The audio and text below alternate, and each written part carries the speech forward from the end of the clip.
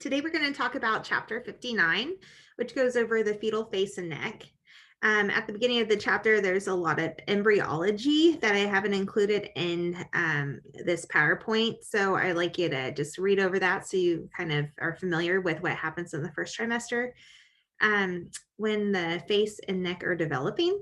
But this is a look at us, what we would look like as a little embryo in the first trimester. These little arches are all developing our face, kind of look like gills. And this is us from the front when we're starting to develop. So basically that all occurs really early on in the first trimester, about 5 to 6 weeks. All that's going on where the face is fusing together, and just a really important time in the fetal life when everything is kind of working together to come together. But the features of the fetal face can be identified at the end of the first trimester. So around 12 weeks gestation, you'll get a really cute little profile picture. And the fetal face is totally developed by that time. The profile is well imaged with transvaginal sonography beginning the late first trimester to early second trimester. But I even feel like just transabdominally, you can see a really good, cute picture of the baby around 11 weeks.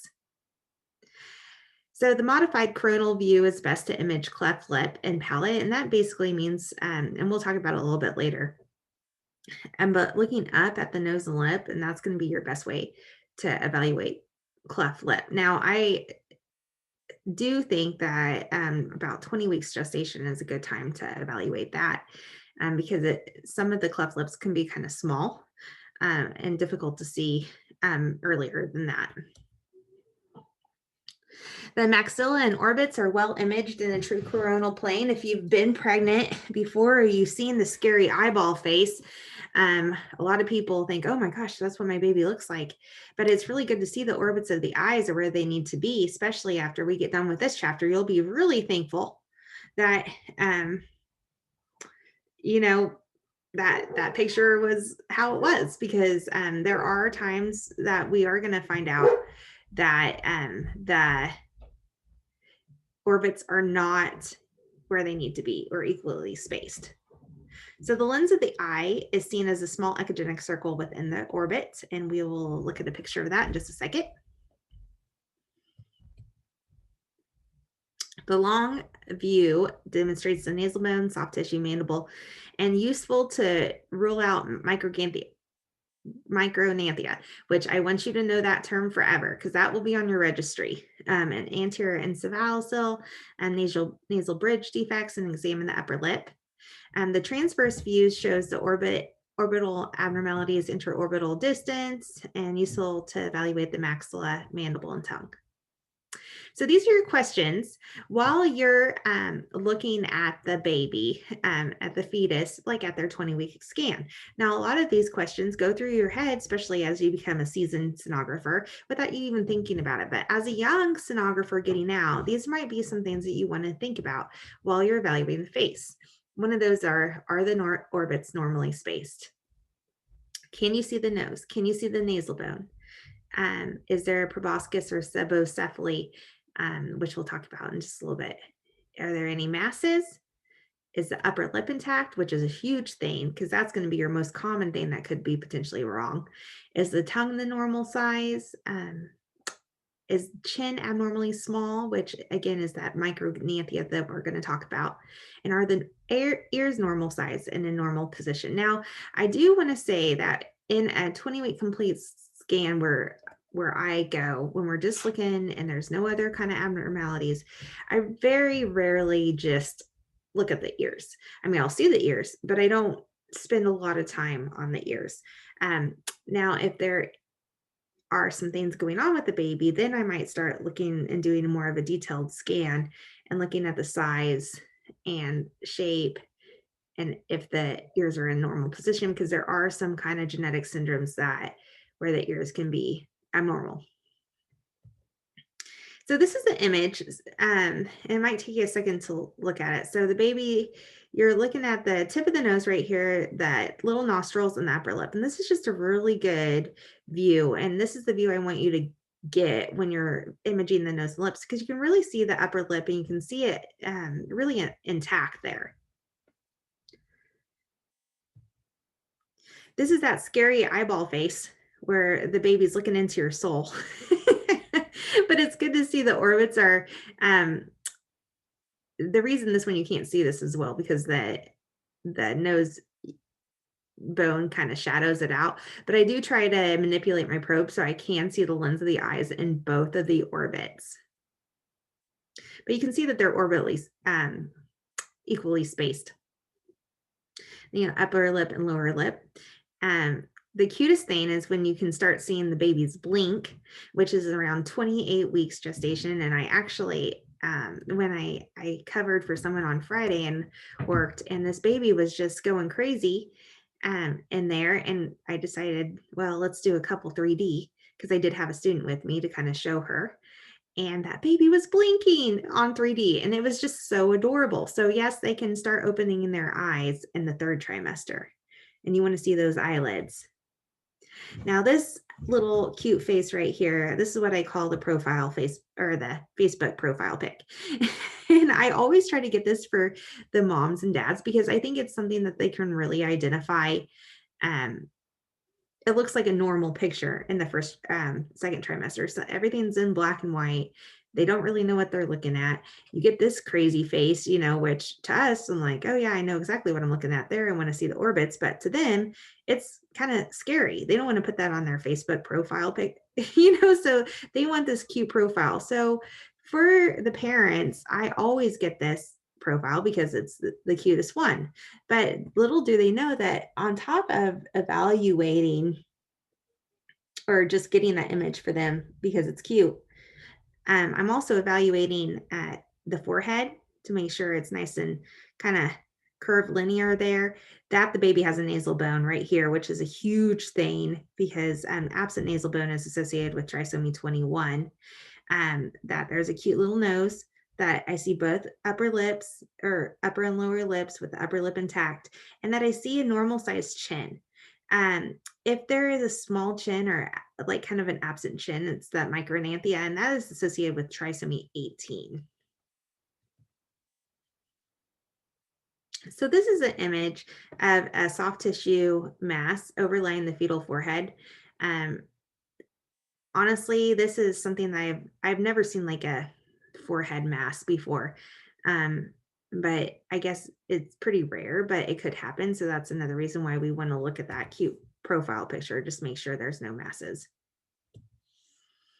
So with the forehead, it may be appreciated by the evaluation of the profile as achieved by a series of mid-sagittal scans through the face. The frontal bone appears curved linear surface with differentiation of the nose and lips and chin, allows diagnosis of the anterior cephalocyl, and interior cephalocyls may cause widely spaced orbits. So if there is a mass that is protruding out of the anterior forehead, that would push the orbits further apart, which is called hypertelorism. Um, Most of the time, cephalocyls, which we'll talk about in a second, are more posterior. So I've never seen an anterior one, but it's something that you should be familiar with. So you also will evaluate for frontal bossing, which is where the kind of forehead pushes out. Strawberry-shaped cranium, which is bulging frontal bones and masses of the nose and upper lip. And cloverleaf skull. Cloverleaf skull, strawberry-shaped craniums, those two things are associated with skeletal dysplasias, like dwarfism and chondroplasia, some lethal other kind of dysplasia. So that's why we want to evaluate for those. Craniosynostosis causes fetal cranium to become abnormally shaped. And cloverleaf skull appears as an unusually misshapen skull with cloverleaf appearance. Again, like I said, just know that it's associated with skeletal dysplasias and ventriculomegaly. And it just kind of looks like an abnormal skull here, like there's bumps. It's not smooth. Trigonocephaly may cause forehead to have an elongated appearance in sagittal plane and appears triangular shape in axial plane. Frontal bossy may be observed in fetus with lemon-shaped skull or skeletal dysplasias. It's not a great picture of that, but just the abnormal forehead there. Okay, what I really want you to know, I do want you to know what cloverleaf skull is, but that would be the main thing out of what I just talked about. Mid-face hypoplasia is a depressed or absent nasal bridge, is underdeveloped of middle structures of face. Flat facies defect more easily noted with coexisting frontal bossing. Mid-face hypoplasia may be seen in fetuses with chromosome anomalies, especially trisomy 21. I feel like their nose, that's Down syndrome, the middle of the face is more depressed. You can't see the nasal bone as much.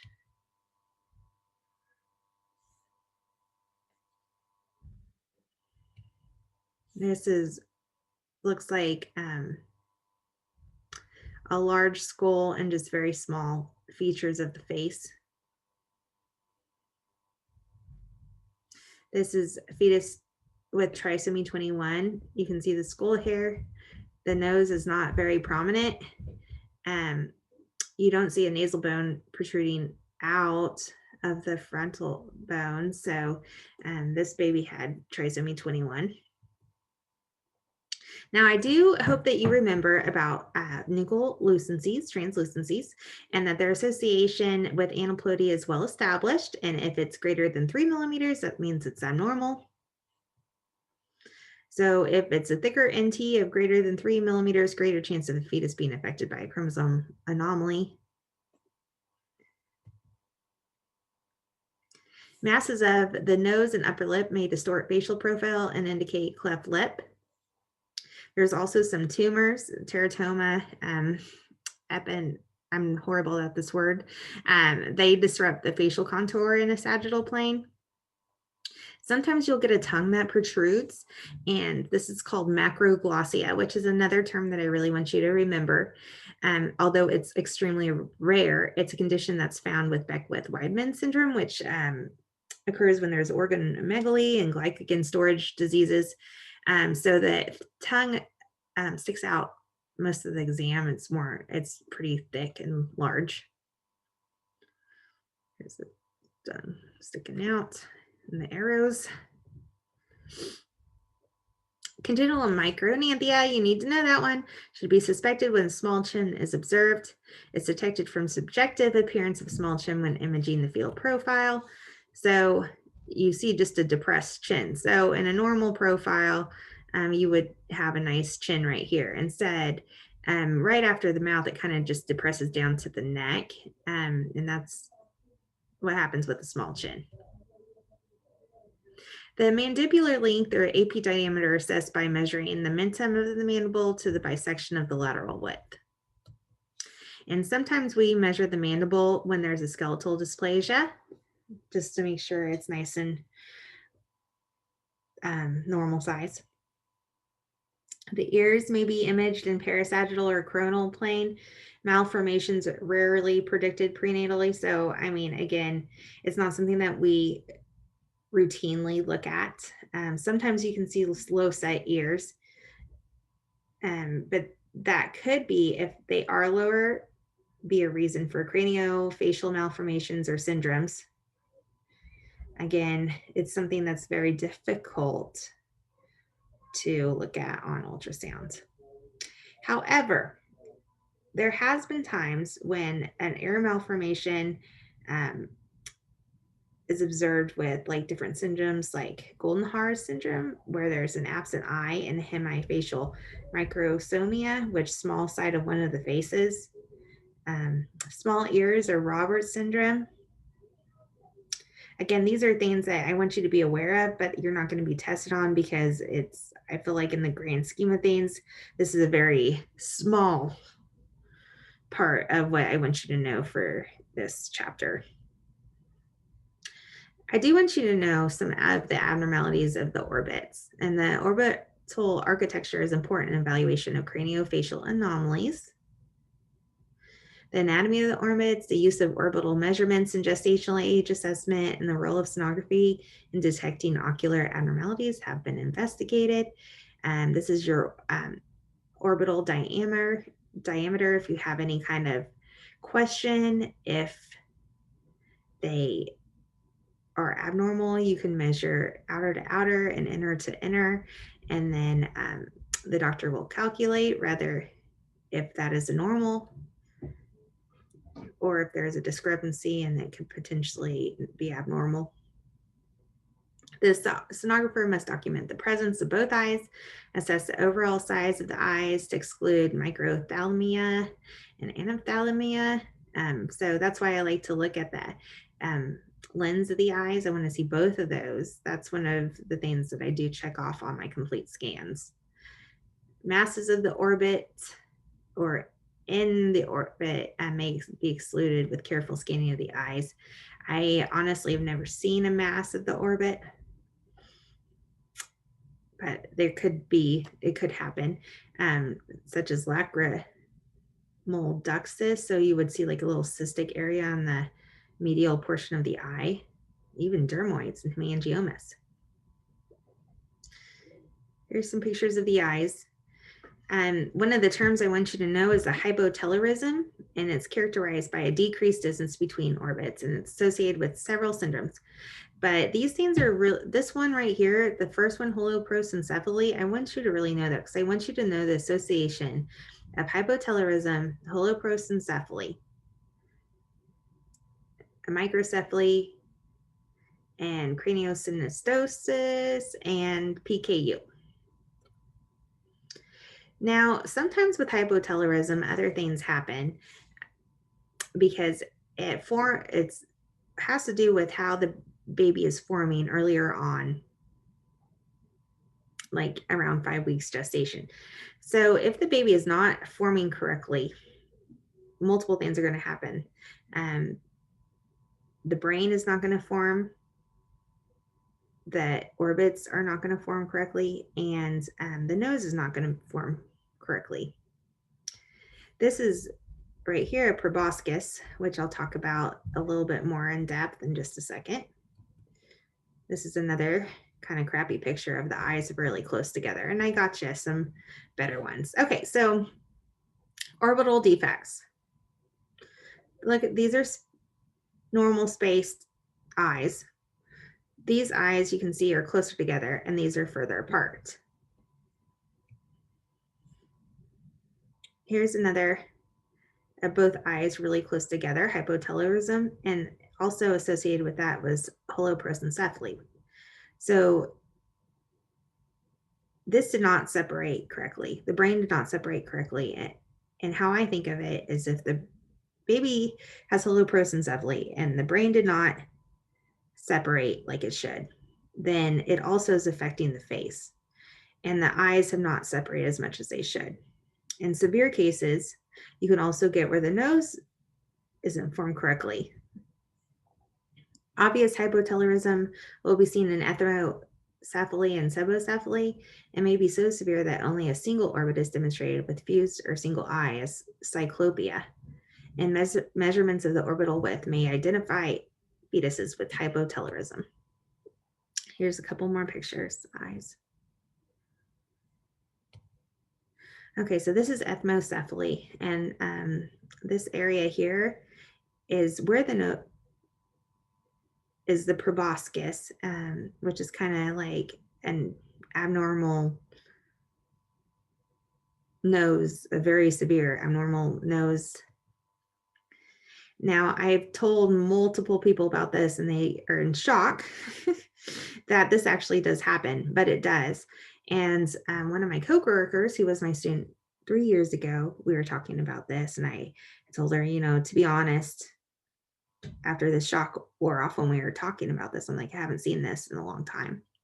And she works with me now and has seen cyclopia and a proboscis 2 times this year, which is very abnormal. But she made sure to, she's like, Lindsay, oh my goodness, look at this.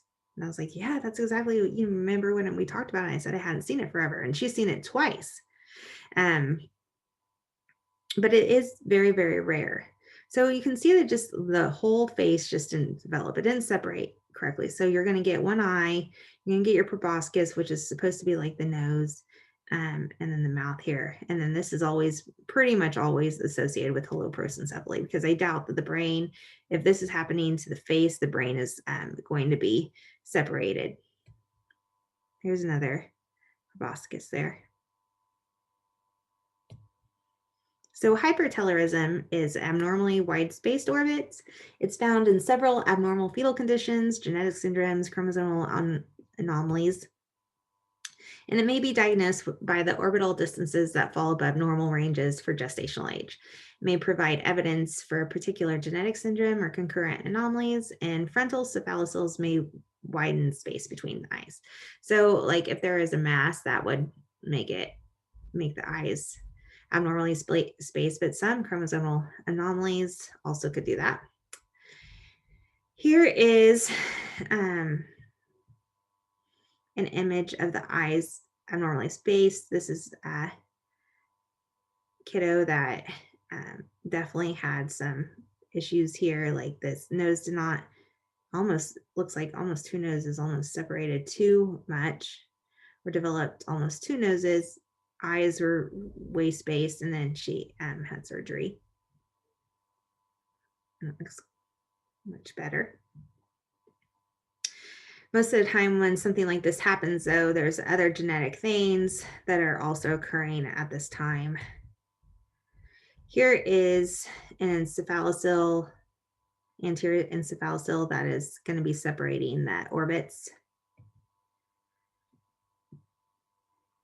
So the nose, maxilla, lips, palate may be viewed by placing the transducer in a lateral coronal plane, sagittal profile plane, modified coronal view. You just kind of do whatever you got to do to get a good scan of the face. So these are the plane scans, and this is showing cleft lip. Now, cleft lip is going to be the most common thing that you're going to see when it comes to abnormalities of the face. These are kind of crappy pictures that are in your book. I took some better ones for you. So this is the tip of the nose. This is a normal nose and lip. So you can see that nice little triangular nose, and then the nostrils, and then the intact lip here. This is the same view, and you're going to see the nose here, the lip, but you can see there's a gap. And this is just a cleft lip, and this is going to be your most common thing that you guys see. Now, it's still very rare, and I haven't seen hundreds of these. And for a while, especially when I was starting out, I was nervous that I would miss it. But it is pretty, once as you get more used to seeing this normal, something like this just sticks out to you pretty like a sore thumb. Here's some images in 3D. So this is just like a cleft lip unilateral. Those are pretty easy to fix. Cleft lip and palate seem to be a little bit more difficult. A lateral cleft is kind of like on the side of the face. Sometimes you'll get it bilaterally. Those are even more pronounced. And a cleft lip and palate, where the palate of the roof of the mouth is also affected, is really easy to identify. And median cleft is just like a cleft through the face, and that's just such an abnormal thing. The face just does not look normal. Here is another image of the cleft lip.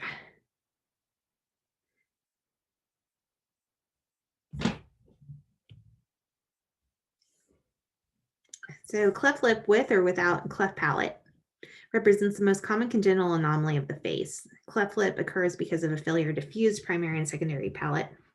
And the cleft palate occurs when lateral palatine processes fail to fuse in midline. So you hit the roof of your mouth with your tongue, it's your palate. And cleft lip and palate occur together when both fusions are absent. A facial cleft may involve only the upper lip, may extend to the alveolus, posterior hard palate, and soft palate. It may be unilateral or bilateral. Could be isolated. There could be nothing else going on with the baby, or it could be because of a chromosome abnormality.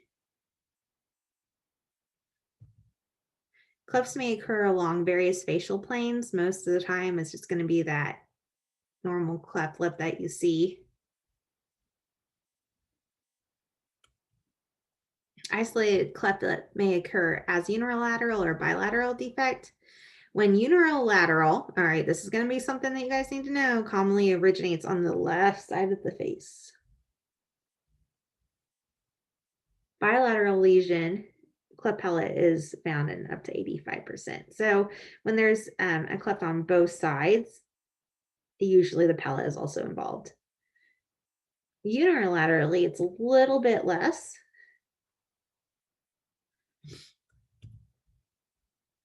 A median cleft lip is caused by incomplete. Oops, sorry. I was like, I think I just did that. Normal fetus may exhibit various behavioral patterns. So swallowing, you'll see cute little swallowing. You'll see them stick their tongue out and put it back in. And hiccuping. I don't know why it says coughing, but hiccuping. They do hiccup. And if you've been pregnant before, you just feel kind of bad for them because you can feel that repetitive jumping of the baby kind of. So they do hiccup. Abnormal positioning of tongue may be indicative of massive oral cavity, obstructive process, or macroglossia. If you see a tongue that just is out most of the time, it kind of makes you wonder if something might be going on. And so I would mention that in my report. So sometimes you can have a teratoma in the oropharynx. Masses can be highly complex, contain solid cystic calcified components. Swallowing may be impaired. So in this case, there might be a polyhydramnios. And because the swallowing is impaired, the fluid's not going to be getting to the stomach. So there might also be a small stomach that's present. So you also can have abnormalities of the neck. Neck masses are usually large and obvious because of their presence. So you're not going to pretty much ever miss it. It's very obvious. But the most common neck mass is that cystic hygroma and a lymphatic obstruction. We talked about this earlier on. There's other rare lesions, but what I really want you to know is a cystic hygroma. So the cystic hygroma results from malformation of the lymphatic system that leads to single or multiloculated lymph-filled cavities around the neck. It's failure of the lymphatic system to properly connect with venous system results in distension of jugular lymph sacs and accumulation of lymph in fetal tissue. So 70% of these involve the neck. Some of them might arise from the axilla, but most of them just involve the neck.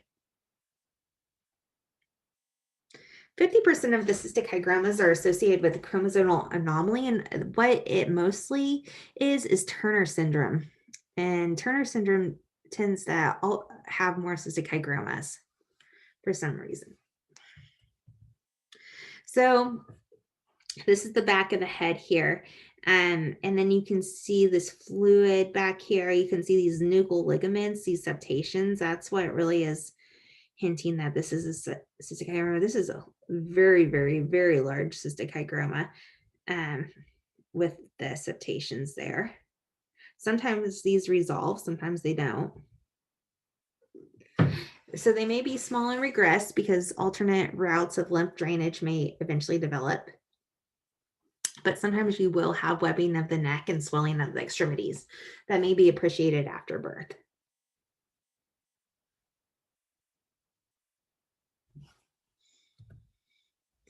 You can also have a fetal goiter.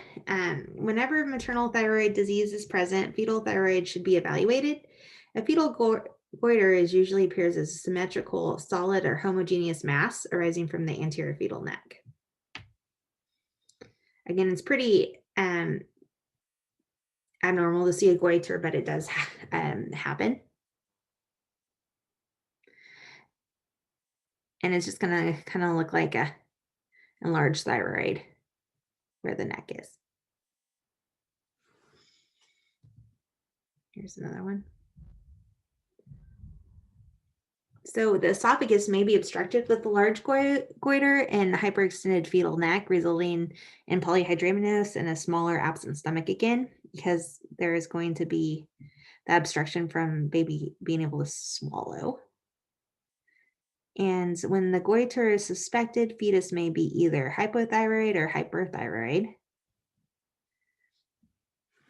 because that goiter is messing up with their thyroid. So these are some questions for you on evaluating a fetal neck mass. What is the position of the mass? Let's say you see one. Let's say you see a cystic hygroma. This is your first time on the job by yourself. And you're like, okay, I'm going to try to do a complete. I can do it. And you put your probe down and you see a mass on the neck. And you're like, oh my goodness, what do I do? I don't know. This is my first time. So stop and think. It's okay. These are the questions you're going to ask. You don't need to know everything. You just need to know how to describe it for the doctor and what images to take. So what is the position of the mass? Is it anterior, posterior, lateral, midline? So in this scenario, it would be posterior. Is it unilateral or bilateral? Well, no, it kind of looks like it's just all in the back, posterior, with some nuchal ligaments. Is there a nuchal ligament present? Yes. Okay. So then you think, oh, I remember Lindsay talking about that way back when. What is associated with the nuchal ligament? Okay, a cystic hygroma. Maybe I should put color on it just to see. Put color on it. There's no color. Is there polyhydramnios? Probably not. Do you see any kind of hydrops? You go and you look at the baby, you look for different fluid accumulations in the heart and the stomach and the lungs, and you say, no, it doesn't look like there's any kind of hydrops. Looks like the heart's doing okay. Are there any other coexisting anomalies? So once you get done with the mass, then you want to go and you'll look through the entire baby just to make sure there's nothing else going on, which the baby does look good. Is there hyperextension of the neck? No, it doesn't really look like that. So then in your report, you would say, okay, everything else looks good, but the back of the neck is abnormal. Septated mass with nuchal ligaments present. And I sometimes would measure the mass and I would say question cystic hygroma. And that is what you got to do. And you do that for everything. So you're constantly asking yourself questions while you're doing OB. And it does get easier, but at first you're going to be really going through your list in your head. And that's it for today. All right. Have a good day. Bye-bye.